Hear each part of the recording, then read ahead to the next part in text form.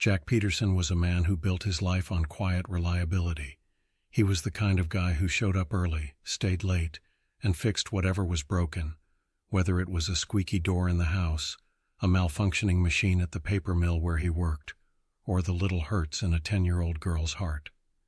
At 42, Jack had settled into a comfortable rhythm in Cedar Falls, Iowa, a small town where the Cedar River wound lazily through cornfields and neighborhoods of modest homes. He had married Sophia 5 years earlier, inheriting her daughter Ava as part of the package. From the start, Jack had embraced the role of stepfather with everything he had. He wasn't Ava's biological dad. That title belonged to Brian, Sophia's ex-husband, a charming but unreliable salesman who had drifted in and out of their lives before vanishing altogether for years. But Jack was the one who was there, day in and day out. Jack never expected that the night Sophia announced she was taking Ava to spend Christmas with Brian would mark the beginning of the end for their marriage. It was a cold December evening, the kind where the wind whipped off the river and bit through even the thickest coats. Jack had just come home from a long shift at the mill, his hands still dusted with sawdust from tinkering with equipment in his garage workshop.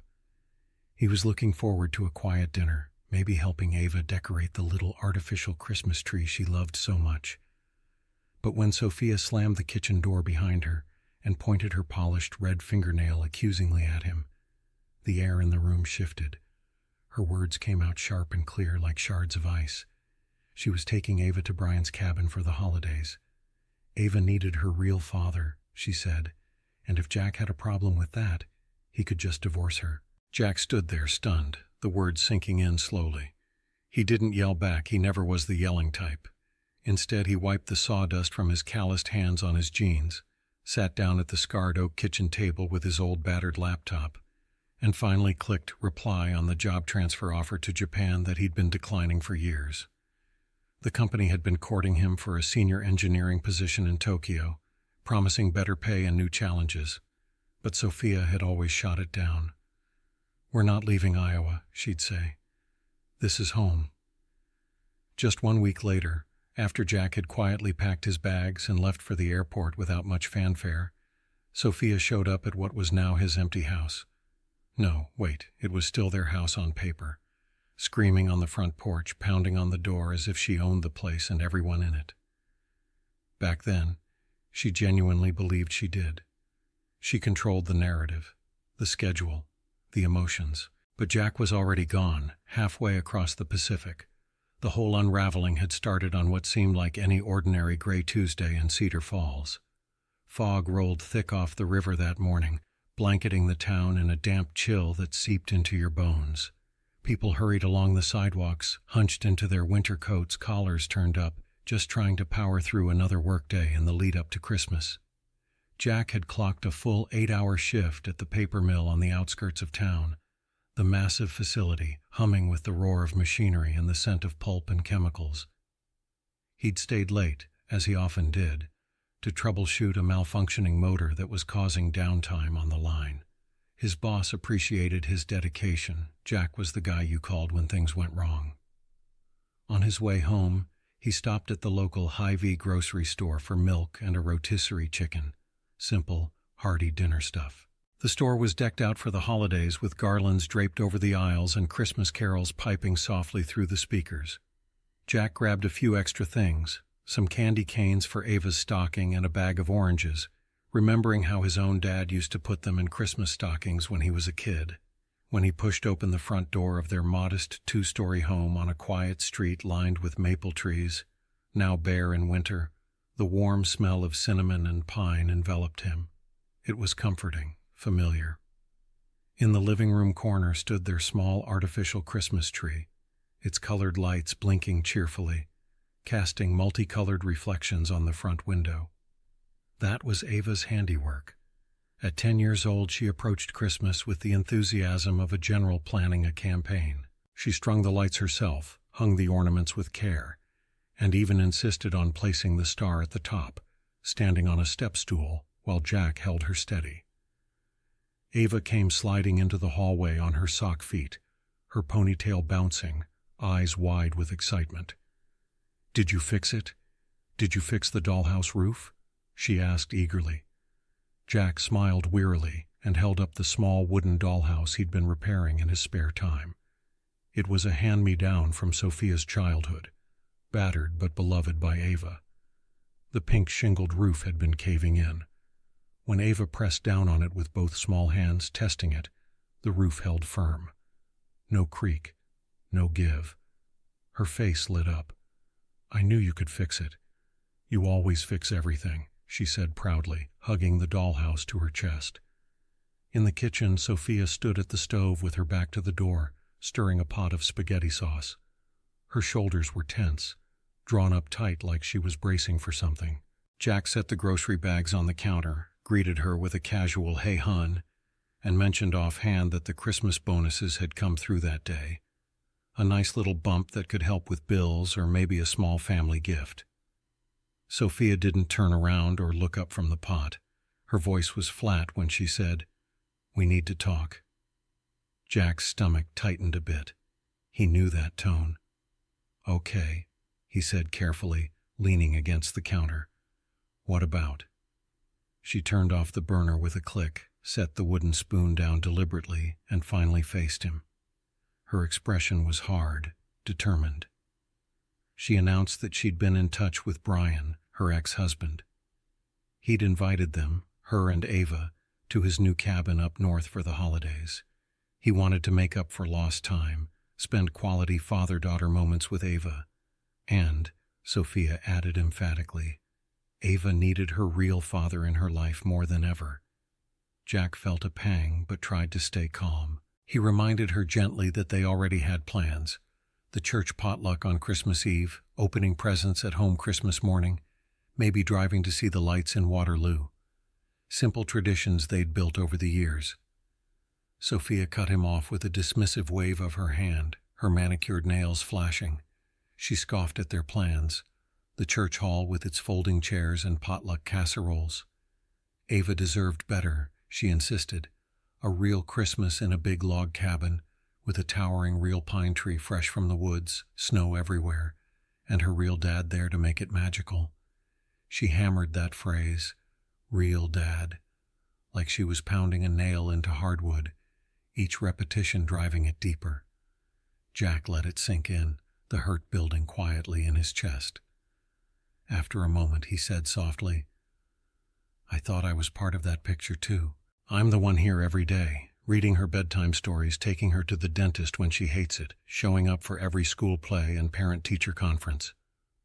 Sophia's mouth twisted into a sneer, something harsh and unfamiliar on her face. "You're just the stepfather, Jack. Don't make this about you. Brian is her actual father biologically. She needs that bond, that blood connection." Those words landed like a quiet explosion inside him. Something small and vital cracked in Jack's chest. He asked, voice steady but strained, "So where do I fit in all this?" Sophia shrugged, casual as if discussing the weather. "You don't. Not this time. We're going to the cabin for a week over Christmas. If you can't handle it, file for divorce or I'll do it myself." From the living room, Ava's voice piped up innocently. "Are we watching the Christmas movie tonight? The one with the angel?" Sophia ignored her, eyes locked on Jack, challenging him to react, to fight, to beg. But Jack just stood there in silence, processing. His mind flashed to the persistent email from the Tokyo office, flagged in his inbox for months. He'd turned it down 3 times because Sophia refused to uproot their life in Iowa. Family came first, he'd told himself. Now it seemed family didn't include him in the same way. Finally, Jack said simply, "Okay, I'll stay out of your way." Sophia blinked, caught off guard. She'd expected an argument, tears, maybe pleading. Not this quiet acceptance. Jack walked past her into the living room, where Ava had arranged her little wooden family figures in front of the dollhouse. A mom, a dad, a girl, all standing together. He forced a smile and asked if it was movie time. Ava grinned big. "Can we watch It's a Wonderful Life again, the black and white one with Clarence the Angel?" They settled on the couch, Ava curling up under his arm with a fuzzy blanket. The classic film played, George Bailey's life unfolding in black and white. dreams deferred, sacrifices made for family, the realization that one man's steady presence matters more than glory. Jack watched the screen, but his thoughts wandered. How many times had he said no to promotions or transfers to keep the peace at home? How many evenings spent patching leaks, building shelves, fixing toys, always fixing? Halfway through, Ava's head grew heavy on his shoulder. She fell asleep, breathing soft and even. Jack carried her upstairs to her room, decorated with posters of horses and unicorns, tucked her in, and lingered a moment listening to her peaceful sleep. Downstairs, the house felt colder, emptier, as if the warmth had leaked out with Sophia's words. Jack returned to the kitchen table, pulled his laptop close, and opened the Tokyo email chain. His fingers hovered over the keys. He typed, "If the position is still available, I'd like to accept the transfer." He read it twice, a faint echo of his late father's voice in his head. "Stand up for yourself, son," and hit send. No dramatic exit, no note left on the counter. He just sat there a while, listening to the old furnace rumble to life and the ice maker clunk in the fridge. That quiet send button click, he didn't realize it then, was the spark that would eventually light the path to Sophia facing a judge, her web of lies unraveling in open court. Weeks later, when Jack's plane touched down at Haneda Airport in Tokyo, a strange sensation washed over him. It wasn't full peace, not yet, but the kind of hush that follows a violent storm. The air cleared, the destruction visible, but breathing easier. Tokyo assaulted the senses even late at night, neon lights blazing, crowds moving in orderly chaos, the hum of a city that never fully slept. The company had arranged a modest company apartment in a quiet suburb, clean, efficient, with tatami mats and a tiny balcony overlooking a park. The next morning, Jack walked to the manufacturing plant with his new supervisor, Hiroshi, a tall, soft-spoken man in his 50s with a calm demeanor. Hiroshi introduced him to the team with a slight bow, and the crew bowed back in unison. It was respectful, straightforward, no backslapping or forced small talk, just mutual acknowledgement. Jack appreciated that. In his first days, he threw himself into the work, optimizing production lines, training on new equipment. The precision and teamwork felt refreshing after years of patching old machinery in Iowa, but he couldn't escape the pull of home. During breaks, he checked his phone obsessively. No texts from Sophia. Of course not. She'd gotten what she wanted. But he ached for something from Ava, a heart emoji, anything. Finally, he messaged her first. "Hope you're having a great time at the cabin, kiddo. Miss you tons. Love, Jack." No reply. The next day. "Sent you a little surprise in the mail. Can't wait to hear about your Christmas." Still silence. One evening after work, wandering a bustling street near his apartment, Jack ducked into a konbini convenience store and spotted a small wooden fox charm, a kitsune, symbol of good fortune in Japanese folklore. It reminded him of the fox stories he'd read to Ava. He bought it, packaged it carefully with a note, and mailed it to the Cedar Falls address. Walking home under cherry trees bare in winter, he passed a Japanese family laughing together over street food. The sight hit him like a gut punch. Guilt surged. Had he really abandoned Ava? Was he no better than Brian? He tried to rationalize. He'd been pushed out. But guilt doesn't listen to reason. It seeps in like cold air through cracks in an old house. That weekend, Jack met Takashi, a younger co-worker in his late 20s, for ramen at a local shop. Steaming bowls of rich broth, noodles perfectly al dente. Takashi noticed Jack glancing at his silent phone repeatedly. "Family troubles?" he asked gently, no judgment. Jack opened up a bit, sketching the story without bitterness. Takashi nodded thoughtfully. "Family is complicated everywhere, but truth has a way of revealing itself in time." Wise words from someone who'd seen his own parents divorce. Jack didn't know yet how prophetic they'd prove. The turning point came on a Tuesday evening. Jack sat on his tiny balcony, city lights twinkling below, sipping a canned coffee when he scrolled Facebook on a whim. Top of his feed, a post from a neighbor in Cedar Falls. A photo, Sophia and Ava in front of a sprawling snow-covered log cabin, icicles dangling from the eaves. Sophia beamed in the red cashmere sweater Jack had gifted her last Christmas. Beside them, Brian grinned broadly, arm around Sophia, wearing Jack's old green sweater, the one with the embroidered pine tree that Ava adored picking out each year. They looked like the perfect family. Jack's dinner turned to ash in his mouth. He stared until the screen dimmed. Then he zoomed in on Ava's face. She wasn't beaming like the others. Her smile was forced, eyes distant, confused, maybe even sad. That detail shattered something in Jack and rebuilt it stronger. Guilt morphed into fierce determination. This wasn't right. Ava deserved better than facades. 2 days later, in the plant break room, Takashi approached hesitantly, phone in hand. "Peterson-san, is your full name Jack Peterson?" He showed the screen, a public legal notice from Black Hawk County, Iowa. Divorce petition filed by Sophia Peterson, citing abandonment. Date: mere 3 days after Jack's departure. Grounds: he left without intent to return, seeking full assets, house custody. Takashi's voice was soft.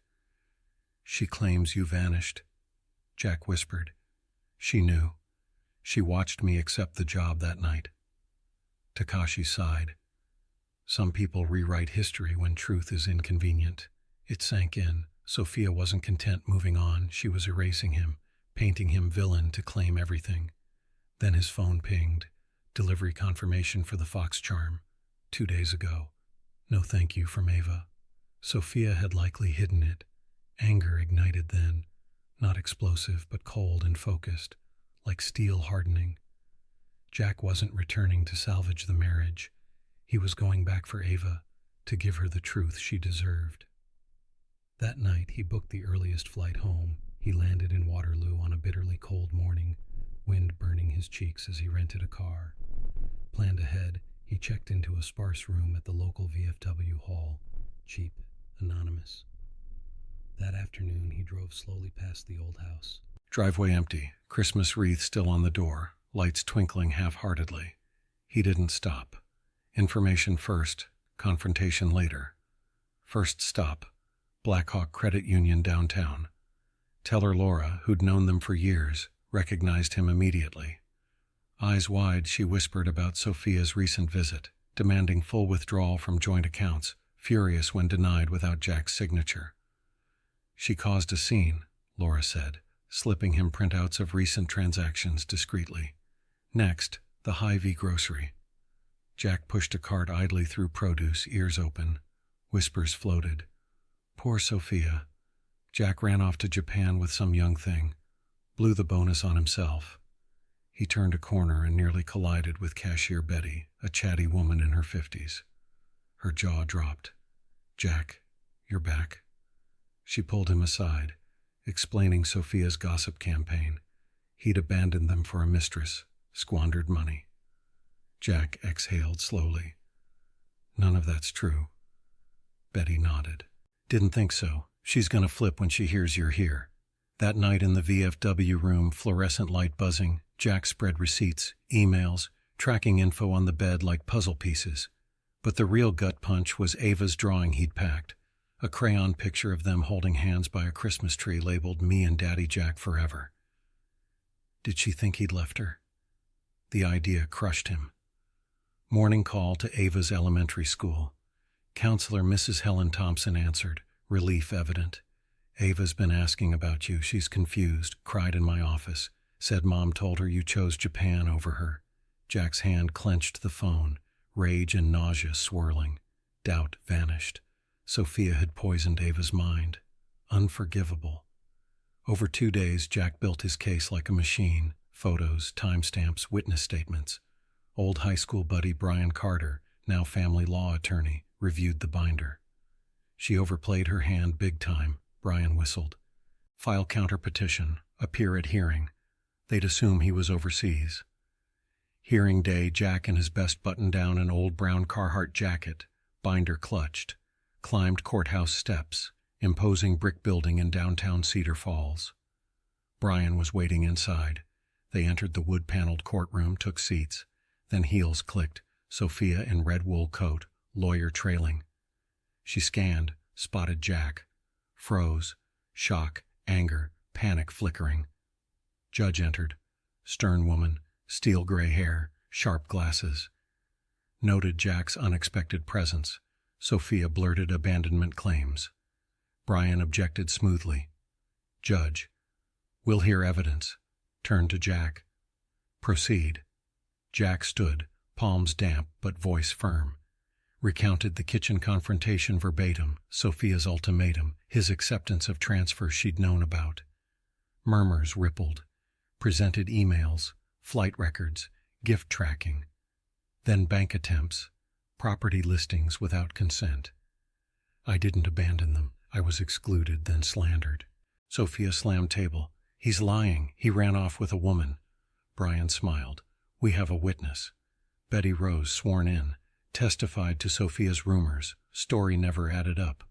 Gasps echoed. Judge leaned back, addressed Sophia. Filing days after documented transfer screamed bad faith.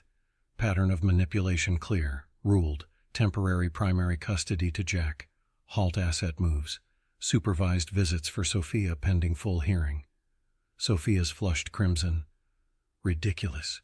He's not her real father. Judge's gaze iced.